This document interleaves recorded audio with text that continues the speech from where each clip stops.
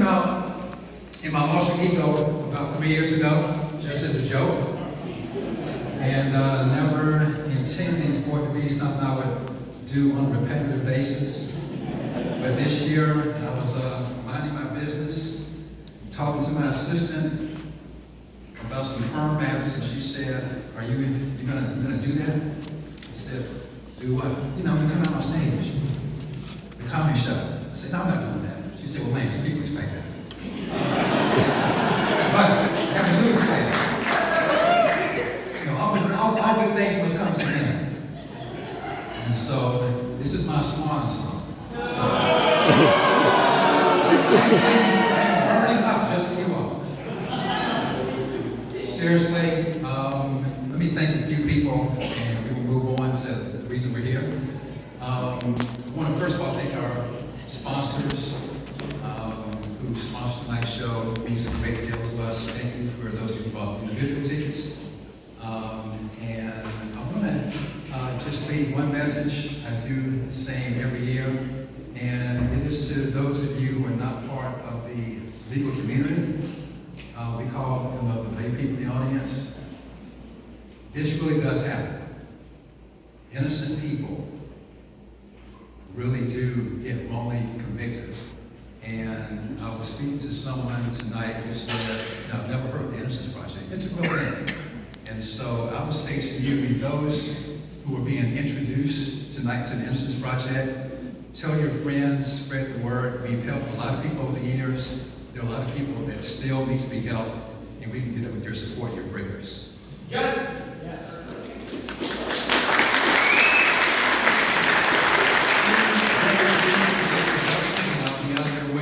Is to acknowledge my wonderful assistant, Carol Williams. Carol, where are you?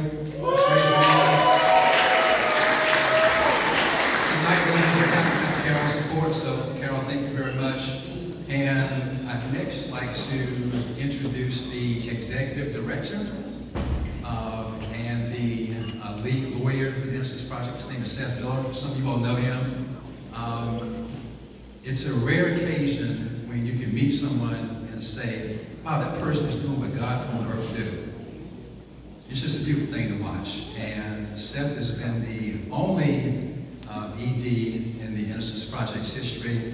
He's also the lead lawyer. He's the person that you see in the press releases, who I get the pleasure of seeing walk hand in hand with our honorees out of prisons for the first time.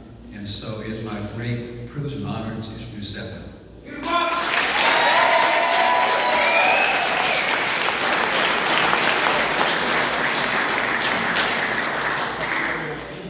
How's everyone feeling? Okay, so I'm so thrilled to be here. It's 3 years since we were here, and we're so happy to be back with all of you here in Tampa for Stand Up for Innocence. So give yourself a round of applause. We could not do this event or do the work that we do without our generous supporters, in particular our sponsors. I know Lance thanked them. I want to call them out by name here. So I want to mention our innocence advocates who are sitting in the front row. Brun Von Wise, the law office is Mark Rankin, and the Suarez Law Firm. Give it up for our innocence advocates.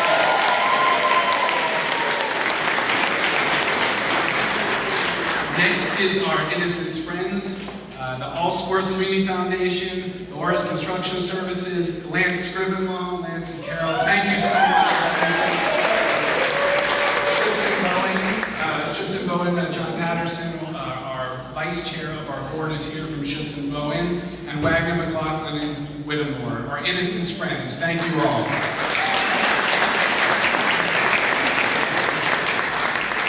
And our Innocence supporters, Cardinal Home Care, Carlin Fields, Cheryl Siegel, and former IPF board member Ellen Podmore, Hillward Henderson, Holland and Knight, Johnson Cassidy, Newland and DeCourt, Matlis Mediation and Arbitration, Phillips Hayden and Labby, Shoemaker Lupin Kendrick, Tyler and Faye Scriven, Unique Wealth, and Zuckerman and Spader. Thank you, Innocence supporters.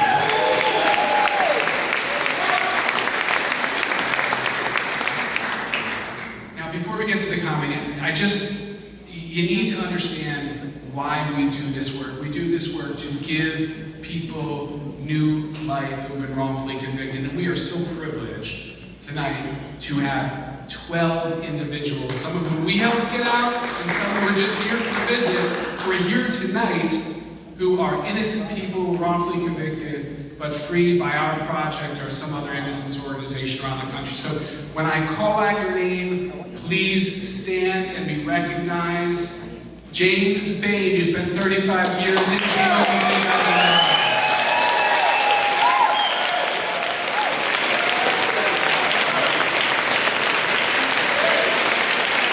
Nathan Myers, who spent 42 years in Tampa in 2009.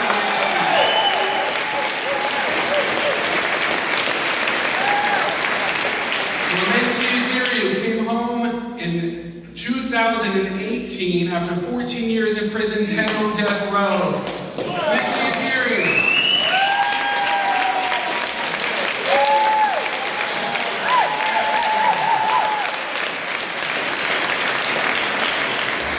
Stephanie Spurgeon, wrongfully convicted across the bay, came home in 2020 after 8.5 years.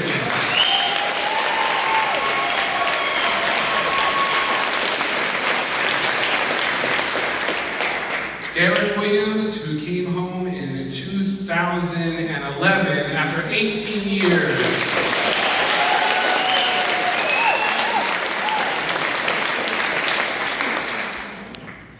One of our good friends who's here visiting with us, Jimmy Gardner, a West Virginia exoneree, who came home after 27 years. Jimmy, where are you?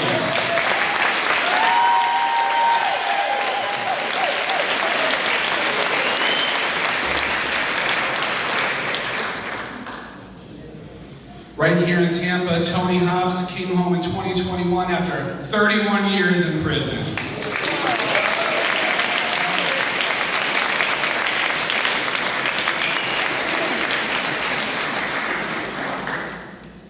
Robert Dubois, right here in Tampa, came home in 2021.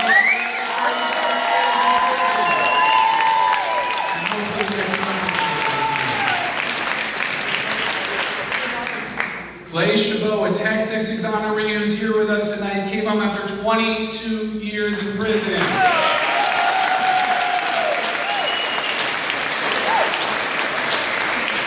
Dean McKee, who's here right here in the front row, from right here in Tampa, came home in 2018 after 30 years in prison.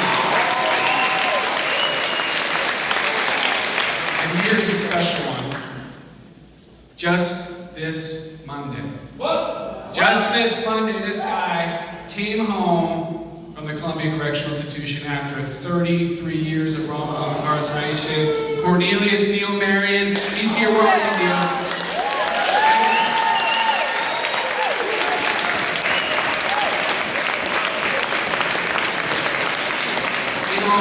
The Innocence Project in Florida, with Neil coming home, has freed 29 individuals in our last 20 years who together have spent more than 618 years in prisons for a crime they didn't commit.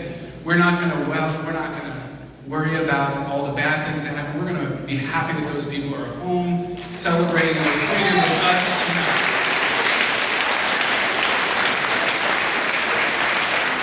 If you want to help us additionally bring the next group of individuals who are innocent home, on the back of your program, there's QR codes. We made it easy for you. Use your phone, donate to us, help us free the next group of people who are going to get out this year and next year and the year after.